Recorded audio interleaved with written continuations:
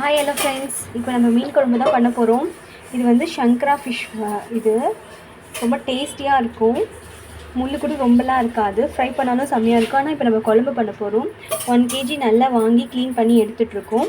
தேவையான வெங்காயம், தக்காளி, பச்சை மிளகாய், மசாலாலாம் எடுத்துட்டோம். வாங்க பண்ணிடலாம் குழம்பு. புளி மட்டும் குழம்பு பண்ணும்போதே ஊற வச்சுக்கோங்க. கொஞ்சம் நல்லா அகலமான பாத்திரத்துலேயே பண்ணலாம். அப்போ தான் நல்லா வந்து நம்மளுக்கு அந்த மீன் வந்து உடையாமல் வரும் கலக்கும்போது. ஆக்சுவலாக மீன் குழம்பு நம்ம அடுத்த நாள் வச்சு சாப்பிட்றதுனால நல்ல எண்ணெய் ஊற்றில சமைக்க போகிறேன். இப்போது எண்ணெய் நல்லா காஞ்சிருச்சு. கடுகு, வெந்தயம். ஆக்சுவலாக மீன் குழம்புக்கு கண்டிப்பாக வெந்தயம் சேர்க்கணும். அதுதான் நல்ல டேஸ்ட்டும் வாசனையும் கொடுக்கும். நம்ம வத்த குழம்புலாம் செய்வோம் இல்லையா, அந்த மாதிரி ஃப்ளேவரில் இது செய்யும்போது 2 நாள் கூட மீன் குழம்பு வந்து நம்மளுக்கு நல்ல டேஸ்ட்டு கொடுக்கும். இப்போது கடுகு வெந்தயமும் நல்லா வெடித்து வரும்போது பூண்டு, பச்சை மிளகாய், கருவேப்பிலை போட்டுக்கலாம். பூண்டு நல்லா ஒரு கைப்பிடி போட்டுக்கோங்க. மீன் குழம்புக்கு வெந்தயம் எப்படி முக்கியமோ அதே மாதிரி பூண்டும் ரொம்ப முக்கியம்.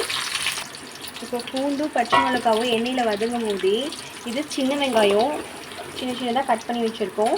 இதையே நல்லா எண்ணெயில் வதக்கிக்கணும். மீன் குழம்புக்கு இந்த மாதிரி நல்லெண்ணெய், வெந்தயம், பூண்டு, சின்ன வெங்காயம்லாம் சேர்க்கும்போது நல்ல வாசனையாகவும் இருக்கும், குழம்பு டேஸ்ட்டாகவும் இருக்குது. 2 நாள் ஆனாலும் கெடாது. இது நல்லா வதக்கணும். நீங்கள் 2 நாள் வச்சு சாப்பிட போகிறீங்கன்னா எந்த அளவுக்கு எண்ணெயில் வதக்குறீங்களோ அந்த அளவுக்கு வதக்குங்க. இப்போ பாருங்கள், இந்த வெங்காயம் நல்லா ப்ரௌனாக வதங்கிடுச்சு. இந்த நேரத்தில் நம்ம தக்காளியும் போட்டு நல்லா மேஷாக வதக்கணும். நல்லா வெங்காயம் தக்காளி வதங்கிறதுல தான் குழம்பு டேஸ்ட்டும் இருக்குது. நல்லா வதக்கிக்கலாம் இந்த நல்ல எண்ணெயிலேயே. ஃப்ரெண்ட்ஸ், இங்கே பாருங்கள், இந்த வெங்காயம், தக்காளி, பூண்டெல்லாம் இந்த எண்ணெயில் நல்லா வதங்கி பிரிஞ்சு வந்திருக்கு. செம்மையாக இருக்கும் குழம்பு. இது மாதிரி பண்ணும்போது 2 டேஸ்க்கு கண்டிப்பாக கெட்டு போகாது. இப்போது உப்பு, மிளகாத்தூள் போட்டுக்கலாம். அந்த சேம் டைம் புளியை வந்து நல்லா திக் பேஸ்ட்டாக இது மாதிரி கரைச்சி வச்சுக்கலாம். மிளகாத்தூள் வந்து காரத்துக்கு ஏற்ற மாதிரி உங்கள் வீட்டில் இருக்கிறவங்களுக்கு எந்த அளவுக்கு காரம் சாப்பிடுவாங்க, குழந்தைங்க பெரியவங்கன்னு பார்த்து போட்டுக்கோங்க. அப்புறம் தனியாத்தூள். இதை நல்லா எண்ணெயிலே வதக்கிக்கலாம் இந்த மசாலாவையும். இப்போ குழம்புக்கு தேவையான உப்பு போட்டுக்கலாம். இது வந்து இந்துப்பு. நீங்கள் கல்லுப்போ இல்லை சால்ட்டு கூட போட்டுக்கலாம். இப்போது இந்த மசாலாலாம் அந்த வெங்காயம் தக்காளியோடு போட்டு மிக்ஸ் பண்ணிட்டோம். இருந்தாலும் அந்த நம்ம புளி ஊற்றுறதுக்கு முன்னாடி தேவையான அளவுக்கு தண்ணி ஊற்றி அந்த மசாலா வாசனை எல்லாம் போகிற அளவுக்கு கொதிக்க வச்சுக்கணும். ரொம்ப வேண்டாம். அந்த மசாலா வாசனை வந்து போயிட்டு கொதித்து இந்த வாசனை போகிற வரைக்கும் அளவுக்கு மட்டும் தண்ணி ஊற்றினா போதும். நல்லா கலக்கி விட்டுடலாம். ஒரு 2-3 நிமிஷம் கொதித்து அந்த மிளகாத்தூள், அந்த தனியாத்தூள், அதோட வாசனை எல்லாம் போயிடுச்சுன்னா நம்மளுக்கு வந்து நல்லாயிருக்கும். ஏன்னா புளி ஊற்றிட்டா அந்த வாசனைலாம் போகாது, அப்படியே ஒரு மாதிரி பச்சையாக இருக்கும். ஸோ வெறும் தண்ணி ஊற்றி நம்ம கொதிக்க வச்சுக்கணும். இப்போது மூடி வச்சு ஒரு 5 நிமிஷம் கொதிக்க வச்சுக்கலாம்.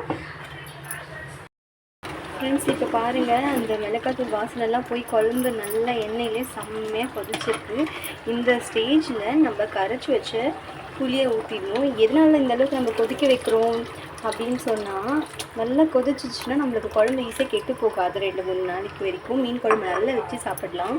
அதனால குழம்பு நல்லா கொதிக்க வைக்கணும். அதே மாதிரி எண்ணெயிலையும் நல்லா எல்லாத்தையும் வதக்கிட்டு எல்லாம் சேர்ந்து அந்த மசாலாவோடு நல்லா கொதிக்க வைக்கும்போது தான் அந்த பச்சை வாசனை போய் 2-3 நாளைக்கு செம்மையாக டேஸ்டியாக இருக்கும். இன்றைக்கி எடுத்தால் மீன் குழம்பெல்லாம் அடுத்த நாள் தான் டேஸ்ட்டே கொடுக்கும்.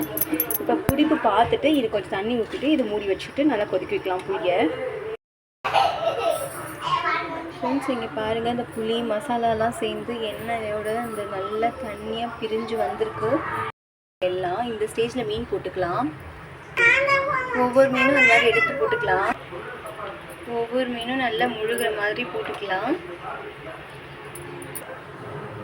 எல்லா மீனும் நல்லா குழம்புல முழுகிற அளவுக்கு போடணும். அப்போ தான் மசாலா ஏறும், வேகவும் செய்யும். அப்படி இல்லைன்னா நல்லா கலக்கி விட்டுக்கலாம் அதில் டிப் ஆகுற மாதிரி. இப்போது இது ஒரு 10 மினிட்ஸ் வந்து சிம்லே வச்சிடலாம், ஃபுல் சிம்மில்.